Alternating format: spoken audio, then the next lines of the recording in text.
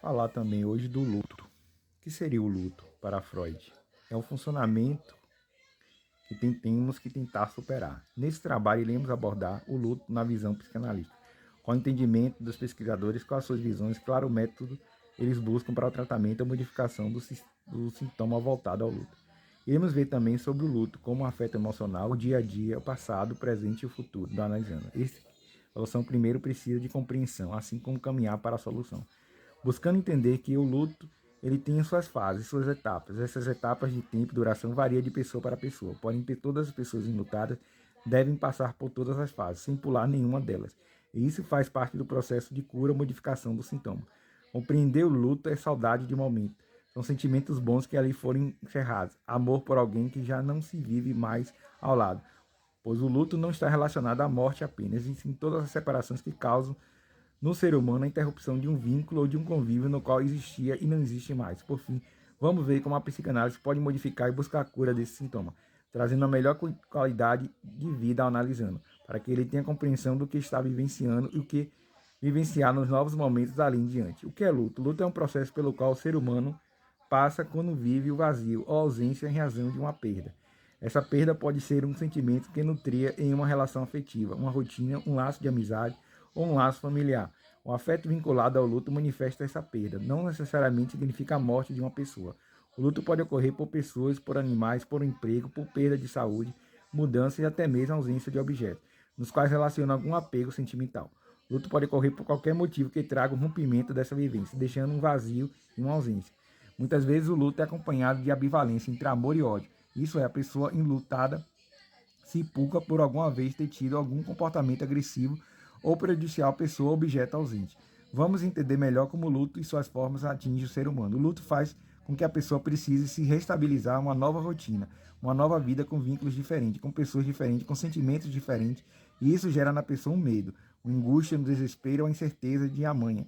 Gera dúvidas sobre a capacidade de vencer.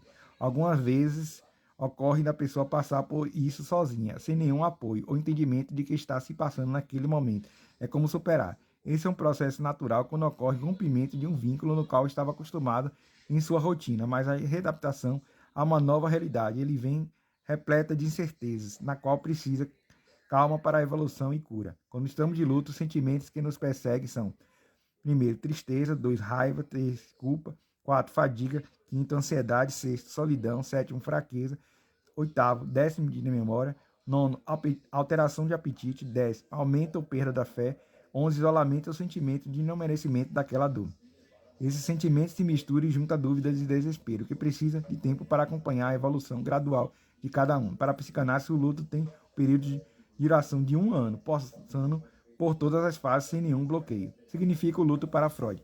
Segundo Freud, entende o luto por ser superado apenas por um determinado tempo, sem que não deve ocorrer nenhuma interferência, sendo essa prejudicial para sua evolução, sendo que para o lutado, o mundo se torna um grande vazio, tendo um desânimo profundo na realização das coisas. Sem interesse pelo mundo, inclusive, ocorre perda de vontade de amar um outro.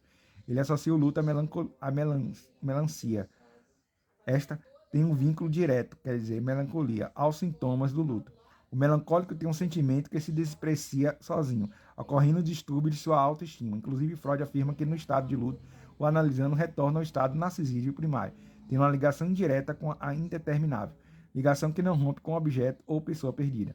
Sendo um processo lento e doloroso para analisando, tendo uma tristeza profunda, gerando um afastamento total de pessoas de rotina e lugares do próprio eu, sem nenhum interesse ao mundo externo, se fechando ao mundo interno. Freud, inclusive, afirma que o ato de nascer gerando uma separação ali da mãe, sendo o primeiro luto, então, vivido por todos os seres humanos. Isso está ligado diretamente à catequesia de anseio. Após isso, Freud afirma que um passo importante é quando ocorre ansiedade e castração, ocorrendo então na fase fálica, gerando medo da separação, algo que considera muito valioso no caso ao falarmos do pênis. Entendendo que a evolução do tempo e amadurecimento do ego, as situações de perdas antigas são então liberadas e modificadas. Quando o ego está ligado ao processo de luto, entende-se que, por cuidado e forma de defesa, ocorre uma diminuição ou empobrecimento da energia, para que essa não se volte de forma negativa e prejudique ainda mais o analisando. Entendendo quais são as fases do luto. As fases do luto são 5: negação, raiva ou revolta, barganha, compensação, depressão e aceitação. O luto passa por suas fases, que seria a evolução desse processo. Uma fase finalizada é sinal que a evolução está sendo progressiva. em busca da cura ou modificação dos sintomas. Vamos falar um pouco sobre cada uma delas, que são vivências no processo de um ano. A fase da negação é que é a defesa psíquica com a perda, onde o analisando nega a perda, finge que nunca ter vivência tal situação, buscando fugir ou desviar do assunto quando coloca em pauta. A fase da raiva, que é pendurar desde o início, as primeiras semanas até 6 meses de luto. Lutado fica revoltado, não se conforma com a situação enfrentada nessa fase, com choros, alteração de apetite, com sono tenha descontrole. A fase da barganha e compensação, ocorre um tipo de negociação com a situação do tipo, busca com Deus alguma troca, um tipo de negociação que mostre o lado positivo ou ao menos negativo. Essa fase tem uma certa duração. Fase da depressão, que retorna à realidade, nessa acaba encarando o grande vazio, a realidade existente, onde surge o entendimento e a verdade sobre o que ocorreu.